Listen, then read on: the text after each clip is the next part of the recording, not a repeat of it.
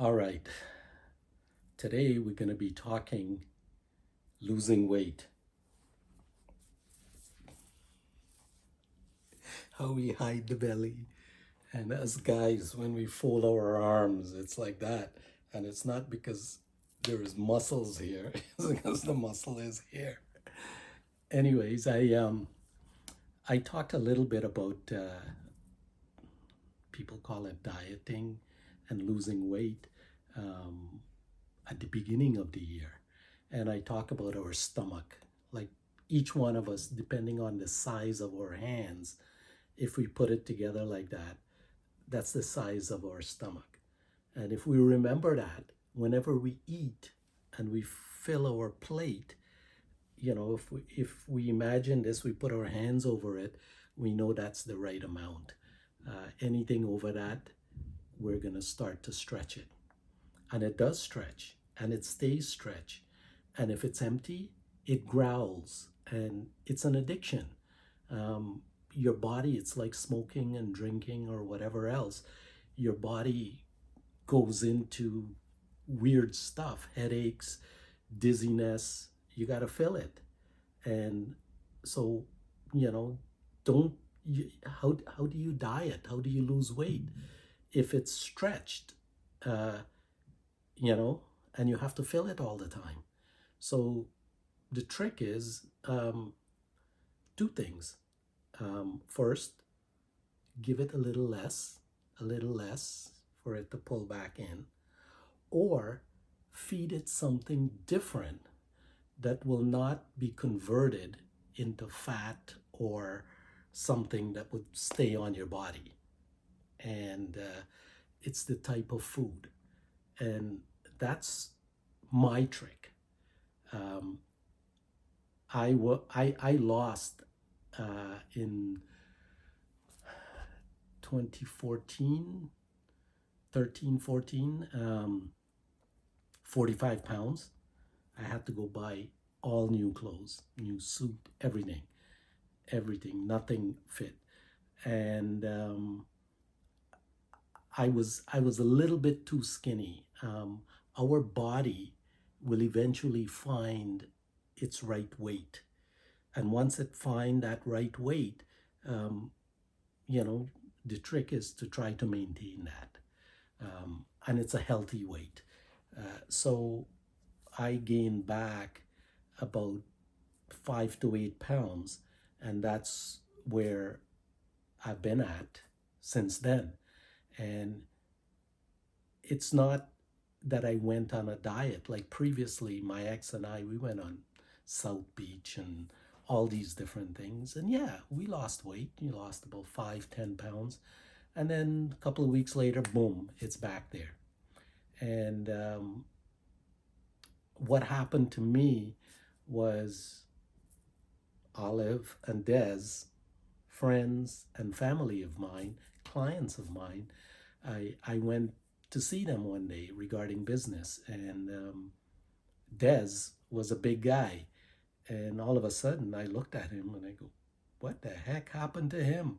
The guy lost a tremendous amount of weight, and he looked great and bright, and you know, I mean, and his wife Olive, she was excited, you know, because here was she's got a new man. So we were talking, and he told me he read a book called Wheat Belly, and followed the advice from the book and the recipes, and the weight just came off. Now, knowing Des, I decided that, if he could do it, I can do it. Because, I was big. I wasn't fat. I was just huge. I used to do a lot of weights, and, you know, uh, my belly wasn't hanging or anything, but I was huge. I didn't feel comfortable. And as you get older, you don't want to put unnecessary stress on your joints and your muscles and tendons and stuff. It complicates things. And, you know, the bigger your belly, the bigger the chance of type 2 diabetes and um, what's all those other things, cholesterol and heart disease, and it just multiplies, and it becomes this big dark thing that just envelopes you and puts you in a state where you just, that's it, I'm not going forward. So the first thing I did was starting to educate myself, and I bought the book Wheat Belly and I read it, and it blew my mind. Because prior to that, I read a book called Anti Cancer, and it's written by a medical professional that was doing research, brain research, and their subject from the university, the kid they were supposed to put through the machine, didn't show up. So he decided to volunteer and go in for them to scan his brain. And when he came out, his colleagues were all pasty white. And he asked them what's wrong. And he had brain cancer. They operated twice. He recovered and it came back. And they operated, and he was one of the lucky ones. So he decided to do research into cancer, like from the time they discovered it and all the stuff, and because he's in the medical profession, he had access to a lot of information, and it all came back to our food and the air. And it makes sense. Whatever happens inside goes in here and goes in here. What we breathe, the pollution, and what we eat, the crap. And if you look back historically, since, I don't know, maybe the 40s or 50s, when Gerber came out with the baby food, they start processing stuff, put it in a bottle, you feed the child. The explosion of all these illness in the human population is directly correlated with the explosion of pre-prepared food. So, well, when I came to Canada, there was only meat and potatoes and a few vegetables. And if you go to the grocery store, the frozen section was this wide. The only thing that I remember was Hungry Man dinner. But as the year went by, the frozen section gets bigger and bigger and bigger. And now you go into a store and it's aisles and aisles. Anything that's in a box, if you read the ingredients, it's all chemicals. And with about 7 billion plus people on the planet that we have to feed, can't grow it fast enough. So we make it in a lab, and we can't afford to lose crops and have drought and flood kill our plants. So we re-engineer the seeds in the lab.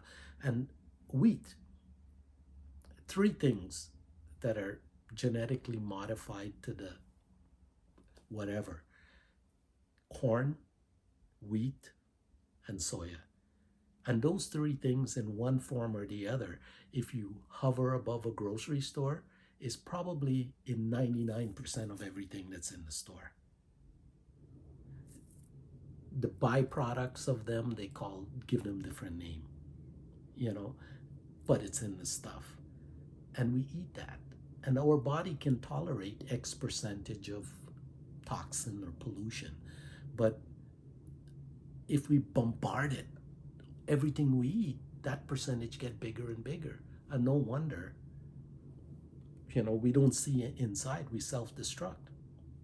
So Wheat Belly will tell you everything you need to know about wheat. Whether it's the plant, and there is the wheat kernel, and they use that to make whole grain, 7-grain, white flour. It doesn't matter what it is, it comes from that genetically modified seed. So it's not that, oh, I'm not going to eat white bread, I'm going to eat whole grain bread. It's bull. So educate yourself, read the book. Research has been done, and everything is in there. Yeah, we can go online and read stuff, but online, somebody posts something, someone else posts something counteractive. And, you keep going and you just get totally confused and lost. And that's what I believe in. Things that are researched, information that are gathered is compiled and put into documents, and they're available for us. And it's in the store. After I read Wheat Belly and I lost my weight, I went with a friend to the Science Center in Toronto. Um, and as I was walking through, there was this one section that had books that had a huge impact on society, especially here in North America. You know, it's like a crossover, a crossroad where a big change occurred. And when I looked, I saw, I believe it was in the 60s, and the guy name was Dr. Atkinson or something, wrote about health and well-being and our food and our body and exercise and all that. And that from from that, the I guess the health craze um, took off. And then the next book beside that, there was nothing else. There was Wheat Belly. And I go, wow, you know. And when you read the book, you will see our brain will tell us whether it makes sense or not. So before we jump on all these fads and diets and exercise and whatever, before exercise, it's what we put in our mouth and it's the amount that we put in our mouth. So there are quite a few books that I've read based on health that I'm going to be talking about, but I think I'm going to do this once a month. And just to help you, like people who know me, they know that whatever I learn, whatever I have in here, I would like to pass it on. I would like, when I die and I lie there, is that I hope that everything that I know and I discovered, that I've given it away, that I've put it back out there. I don't want to take anything with me. I just want whatever my spirit, whatever, people talk about to go, and my body to be cremated. And that's it. I just want to recycle. But I want to leave it to help a lot of people, because today obesity is a big problem globally. I remember I was reading an article uh, quite a while back, and it said obesity is 18% of the population in the US is obese. Obese means that you're not fat, that you're so fat that, see my wrist here, the it's hanging over, you know, that it's sickening. And when I see these people, my heart break, and I'm going, these corporations, these scientists, these uh, government officials, don't they have a heart? You know, the suffering. Just imagine, like I'm not too bad, and I struggle through life and whatever. Just imagine the struggles these people are going through. You know, and there is nobody there to teach them. It's not their fault. It's, if we're surrounded, even now that I've changed my eating habit and the things that I eat are not mainstream, but once in a while I'll grab a Kentucky, or once in a while, which means a couple of times a year, not more than 5 times a year. Most of the time it's 2 or 3 times a year. Because what I used to do is I used to save eating a roti, a caravana time, wrapped up in with goat curry, and I would make sure I go to the place or the people or the restaurant that I really, whose food I really enjoy, and that's where I would buy it and I would eat it. You know, it's not like once a week or once a month. And the other thing is I quit drinking too. So that's empty calories sitting there. And although you're not eating food, people go, I don't eat, but I'm gaining weight. you know and no soda, just water, tea. When I started, I even cut out coffee for about 3 years. And now it's not more than 2 cups of coffee. And when you limit that, then you start to enjoy food because you're eating different food, smaller amount, and you can look for better quality stuff, better tasting stuff, better flavor stuff, and you can start to experiment and really enjoy it. You know, I read a book by Deepak Chopra a long time ago too. As you know, I devour books. I read like crazy and all kinds of stuff. I want to know, I'm curious. I want to know all kinds of things. Um, I I don't know if it was called Arthur or Merlin or something like that. It was a thin little book, and it has to do with King Arthur and Merlin teaching him. And with your stomach size, this is the other thing I learned, and this will blow you away. Merlin sent Arthur outside with an axe to bust wood, to cook with, and Arthur is outside bussing wood, and Merlin is making dinner, and Arthur is hungry because he didn't eat all day, and Merlin is making a soup, and the aroma is coming out of the kitchen through the window, and Arthur smelled it, and his stomach did a flip and a back flip, and if there was Olympics then he would have got a gold medal in gymnastic, internal gymnastic. But anyways, he's dying to eat it. And then Merlin said, Arthur, it's food time. So Arthur rushed in. Merlin cleared the table, put a bowl of soup, give him a spoon, and the flavor, the aroma coming out of it. Arthur is really enjoying it. And then dipped in, put it in his mouth. He goes, wow, Merlin, you outdid yourself. Oh, this is explosion in my mouth, all these flavors and taste. And he took another one and he goes, oh, my stomach is so pleased. I'm loving this. What did you put in here? He took a third scoop and he ate it. And then when he put the spoon back, Merlin pulled the bowl away. And Arthur goes, what are you doing? Why are you taking away the bowl? And Merlin said, after the third time, the rest is glutton. You stop tasting. So, wow. When you have a drink or a Kentucky, let's use Kentucky because it has that special spice and flavor to it, right? You take the first bite, you taste the saltiness, all the spices and the aroma and everything. After the first piece of chicken, the other ones, you don't smell it or taste it. See, that's what's called self-awareness. When we become aware of ourselves and what we're doing, just keep putting your hands and eating the chicken wings and everything is dead. Same thing with drink. You drink the first shot of whiskey or Henny or a glass of wine. But after a couple, it's done.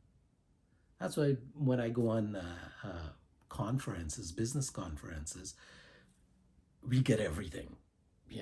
I mean, the last time they even reserved the Harry Potter section of Disney World, and food and booze and everything was music all along the way, and you could eat. It's like pigs at the trough.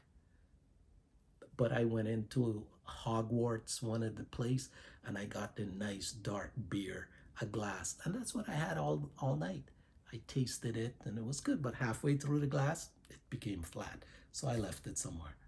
And I'm not gonna go drink again because I'm gonna get drunk. I'm gonna put in unnecessary calorie and I'm not gonna enjoy it or taste anything. And I might end up in acting stupid, you know? So, a lot of times I would gather with people and the girls will come around with trays of wine and whatever. And I'll say, you know what? Can you get a wine glass, put some ginger ale in it and bring it for me? It looks like white wine. So nobody people like to come up to you, have a drink with a, see me with a glass. Hey, or I have a shot glass. People know I drink straight and I put water in it, so they think I have vodka in it. So, there are little tricks you will use to not have people put pressure on you to do the things you don't want to do. So these are some of the things uh, to just be aware of. And but the first thing is get Wheat Belly. Go on Amazon, buy the book, read it, and you will feel your whole body. What you got to be able to do is just you know I've been there. You just can't go and say I'm going on a diet. you know and people misunderstand the word diet. Diet doesn't mean that you're starving yourself. Diet, it's like what you eat.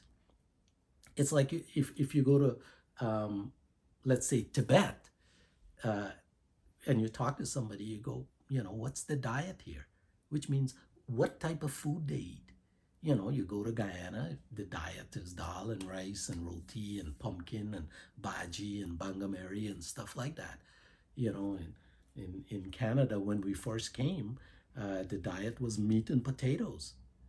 And tell you something, one of my friend from high school said, Ballo, Super Bowl, come by our house. We'll watch it Sunday night. My mom is making ethnic food.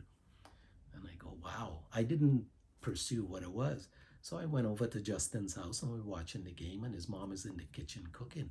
So his mom come over and his mom go, do you like Italian food? I said, well, I come from Guyana. I don't know what that is.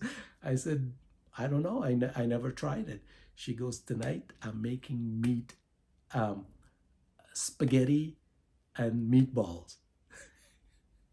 That was ethnic food back then. Cooking spaghetti and making meatball with the red sauce. And I go, up to now, like I remember these things and I go, wow, look how far we have come. There was no West Indian restaurant to go, store to go buy West Indian groceries and stuff. Go to A&P or Dominion, and Dominion's motto was mainly because of the meat, roast, potatoes. Forget vegetables and stuff. But anyways, uh, we've got all this stuff. We're just food we're bombarded by. Even me, I love food TV. I love to watch how and learn about food and how they cook it and the different chefs. But I find if I'm sitting in front of the TV and I watch food TV, I want to go eat something. I'm salivating, you know, and you have to be careful. So, I just have to tell myself, no, you know, I go get a bottle of water or make a tea or something like that, to distract myself from going to the fridge and making a huge sandwich or whatever is in there. But yeah, get Wheat Belly, read the book, get into the right mindset, and then next month we're going to talk about it. There is a couple of strategies that help me. And you know what? I believe that if you want to do something or learn something, listen to people who have already done it. If you want to learn about your car, you're not going to go ask the guy who's at the rum shop watching cricket and talking about cricket all the time, you know, who doesn't know anything about cars. You will ask a mechanic, right? If you want to know about cricket, you ask him.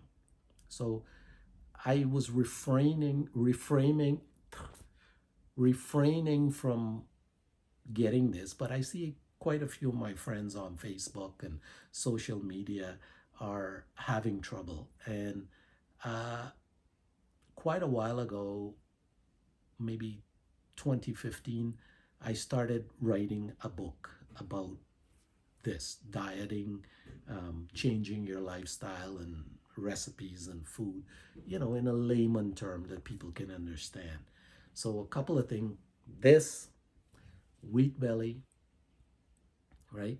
And remember, what we put in our mouth and what we breathe in are very important. Try to stay away from polluted area. When I go for a walk, I could walk down the busy road, but no, I walk in the neighborhood. There is less pollution. Not that there is no pollution, there's less pollution. There's a lot more trees that absorb the carbon monoxide or toxin or whatever is in the air, and hopefully it'll help. All right? Go for it.